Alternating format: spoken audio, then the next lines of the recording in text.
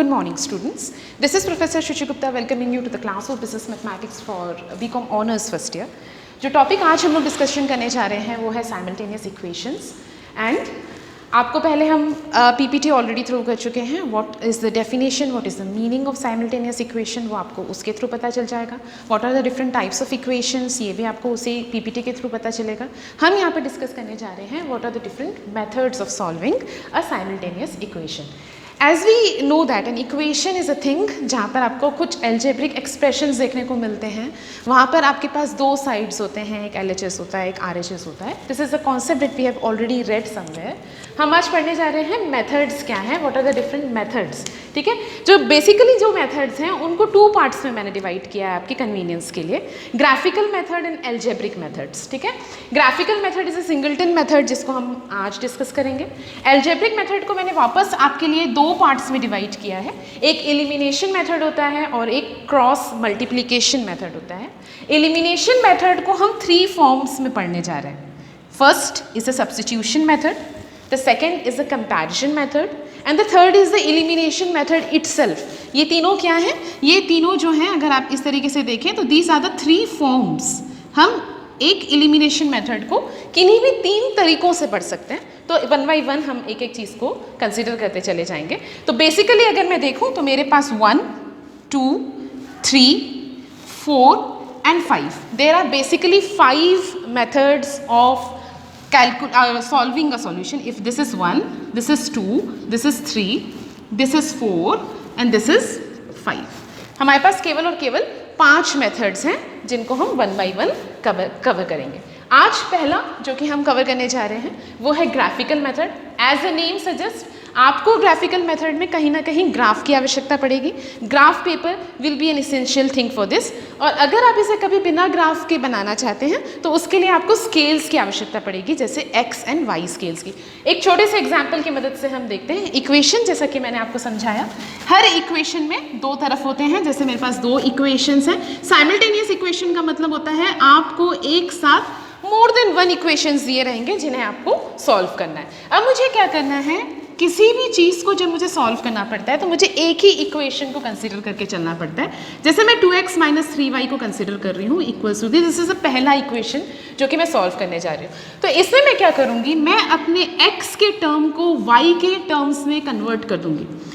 Equation में जब भी LHS से RHS में कोई चीज़ जाएगी तो उसका साइन चेंज हो जाएगा. जैसे माइनस है तो वो प्लस हो जाएगा, मल्टीप्लिकेशन है तो वो डिवीजन हो जाएगा, डिवीजन है तो वो मल्टीप्लिकेशन हो जाएगा, कॉन्ट्रा हो जाता है. ठीक है, तो जब मैं 3 को उस तरफ ले जाती हूँ तो ये इस तरीके से हो जाता है और मैं पूरे के पूरे टर्म को कुछ इस तरीके से x के टर्म को मैं y के फॉर्म में चेंज कर रही हूँ. आपकी इच्छा हो आप इसे y के फॉर्म में चेंज कर सकते हैं लाइक दिस. आप इसे इस तरह से भी कर सकते हैं.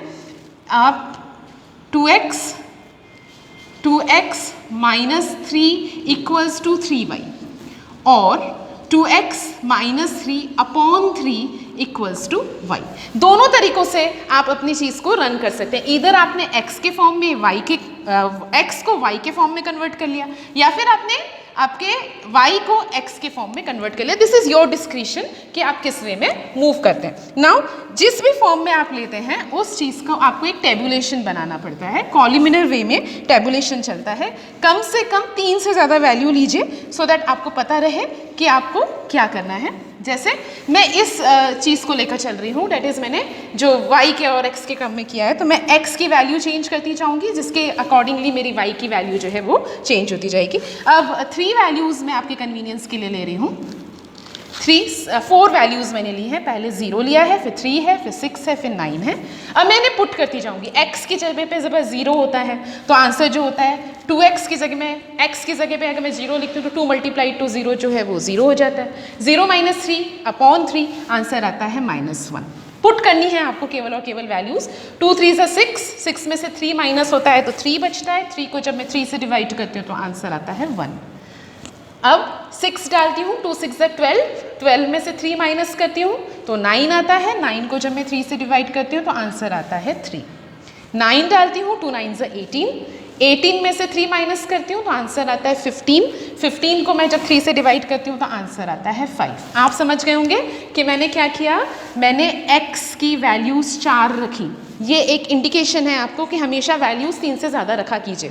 वाई? बिकॉज 3 तक आपको नहीं पता चलता है कि आपका लाइन जो है वो कहाँ जा रही है, because we are going to draw the line, that's why हमें हमेशा 3 से ज़्यादा वैल्यू रखनी है। तो आपने 0 रखा, आपने 3 रखा, आपने 6 रखा, 9 रखा, दिस इज़ माई डिस्क्रिप्शन।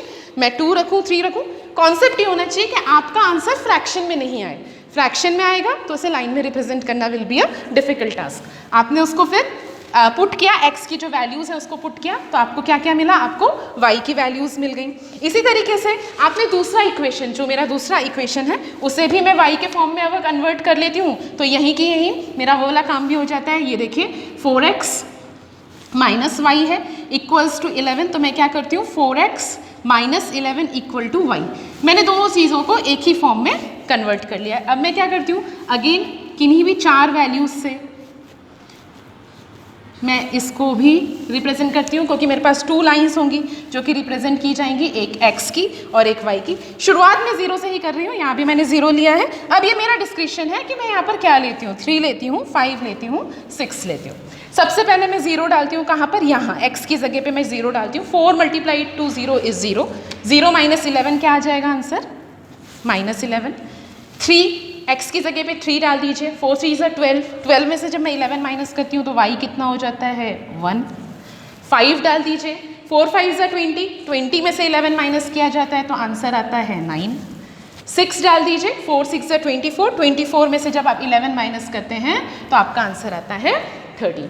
अब आपको क्या दिख रहा है? आपको 2 थिंग्स दिख रही हैं। देखिए आपको x दिख रहा है, एक तरीके से एक इक्वेशन जो कि आपने x के फॉर्म में कन्वर्ट कर लिया, एक इक्वेशन आपने अगेन y के फॉर्म में कन्वर्ट कर लिया। अब मुझे इसे कहीं रिप्रेजेंट करना है। What am I doing?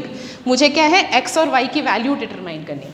This way I am not able to determine the value, तो मुझे क्या करना पड़ेगा? मुझे स्केल बनाना पड़ेगा। ठीक है, तो स्केल के लिए आपको थोड़ा सा स्पेस चाहिए हमें, तो इसको हम यहाँ पर बाकायदा स्केल के लिए, ये देखिए ये आ जाता है। आपका जो स्केल रहेगा वो इस तरीके से डिटरमाइंड रहेगा। आपको x एंड y सीरीज़ के बारे में कॉन्सेप्ट क्लियर होगा कि मेरा स्केल जो रहेगा वो 4 डायरेक्शन में रन करने वाला स्केल होता है। मिडिल में 0 होता है and here I represent all the positive values. ये आप इस तरीके से भी रिप्रेजेंट कर सकते हैं। अगर ये इसे मैं x कहती हूँ और ये अगर x स्लैश है, ये y रहेगा, तो ये y स्लैश रहेगा। x में आपको सारी पॉजिटिव वैल्यूज़ को डिटरमाइन करना है, x स्लैश में आप हमेशा जितने भी नेगेटिव वैल्यूज़ होते हैं उनको डिटरमाइन करते हैं। अब देखिए वेरी सिंपल, मेरा जो पॉजिटिव वैल्यू है वो 9 तक जा रहा है। यहाँ पर भी मुझे क्योंकि दोनों लाइन्स रिपीट करनी है तो मेरा मैक्सिमम वैल्यू 13 है और मेरा मैक्सिमम वैल्यू 9 है। y में 13 और x में 9, तो मैं कोशिश करूँगी कि 15 चीज़ें जो है या मैक्स टू मैक्स 10 चीज़ें जो है मैं x पे और y के सीरीज़ में मैं 15 चीज़ें डिपिक्ट कर सकूँ। ठीक है, तो दिस इज़ 1 2 3 4 5 6 7 8 9 एंड 10। इसी तरीके से y में 1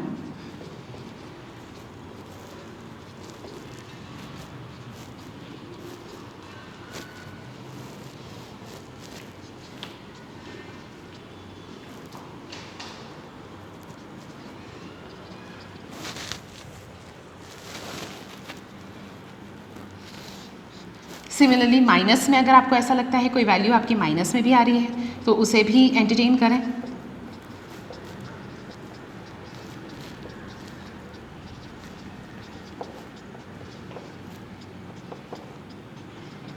इस तरीके से दोनों तरफ में 1, ये भी माइनस है, -2 -3 -4 -5 -6 -7 -8 -9 -10। इस तरीके से आपने आपकी स्केल ड्रॉ कर ली है। अब आपको क्या करना है, आपको दोनों चीज़ों को रिप्रेजेंट करना है। पहले मेरी जब x की वैल्यू 0 होती है तब y की जो वैल्यू होती है वो -1 होती है। जब मेरा x 0 होता है, y की वैल्यू -1 होती है, तो मेरा पहला पॉइंट जो है वो ये रहेगा। दूसरा, जब मेरे x की वैल्यू 3 होती है तब y की वैल्यू 1 हो जाती है, दोनों पॉजिटिव है। ठीक है, जब मेरी x की वैल्यू 3 होती है तो मेरा पॉजिटिव y जो है वो 1 रहता है, तो मुझे दूसरा जो पॉइंट है वो इस तरीके से देना है। जब x की वैल्यू 6 होती है तो y की वैल्यू 3 जा रही है। ठीक है, तो जहाँ आप कोऑर्डिनेट्स मैं आपको बताती जा रही हूँ और ये देखिए आपका जो लाइन है वो डेवलप होता जा रहा है। जब मेरी x की वैल्यू 9 होती है तब मेरी y की वैल्यू 5 होती है, तो मैंने कोऑर्डिनेट 5 के आगे अपने पॉइंट को डिटरमाइन किया and then I will try to join this points very neatly and मैं इसको कोई भी नाम दे सकती हूँ ए डैश जो है वो आपके इक्वेशन 1 को शो कर रहा है। इक्वेशन 2 पर आ जाइए। इक्वेशन 2 बोलता है जब आपका x 0 होता है तो आपका जब x 0 होता है तो आपका y जो है वो -11 है, ठीक है। आपका y -11 है, यानी आप इधर आ जाइए, ठीक है। आपका x जब 3 है, पॉजिटिव 3 है, तो आपका y जो है वो +1 है। y आपका +1 है, मीन्स आपका ये वाला पॉइंट जो है, हमने इस वाले पॉइंट को भी मिस कर लिया, तो इसको हम थोड़ा सा ऐसा कर देते हैं। ये आपका दूसरा पॉइंट है एंड देन आपका जो x है वो 5 है। जब आपका x 5 रहता है तब आपका y जो है वो 9 है, तो आप इधर मार्क कर सकते हैं इस चीज़ को। एंड आपका जब x जो है वो 6 है, आपका x 6 है, तो आपकी y जो है वो 13 आती है, पॉजिटिव 13 जानी जा रही है। तो इसको आप लिंक करें इस तरीके से एंड आप इसको जब चेंज करते हैं तब ये b डैश के नाम से आपका जो ये इक्वेशन है वो b डैश के नाम से जाना जाता है। एक जगह आप देखेंगे कि आपकी जो दोनों लाइंस हैं वो मैच कर रही हैं। किधर मैच कर रही है? आपका जो पॉइंट है, आपका जो x है, x = 3 and y = 1। x = 3 and y = 1 पे आपका जो लाइन है, दोनों लाइन का जो इंटरसेक्शन है वो मीट कर रहा है। दिस मीन्स ये जो है ये आपका आंसर है। हम इक्वेशंस क्यों सॉल्व कर रहे हैं? In order to derive an answer. तो जहां ये दोनों लाइन मैच करती है हमको वहां पर जाकर मीट करना है and this is the intersection का पॉइंट जो कि आपको डिटरमाइन। अब आप वैल्यूज को पुट कर देखेंगे कि जो आपने निकाला है वो सही है कि नहीं। किसी भी एक इक्वेशन में आप x की वैल्यू पुट करके देखें, अगर इक्वेशन सॉल्व हो जाता है दैट मीन्स आपने खुद ने सही किया। So will continue this topic further. Keep on watching. Thank you so much.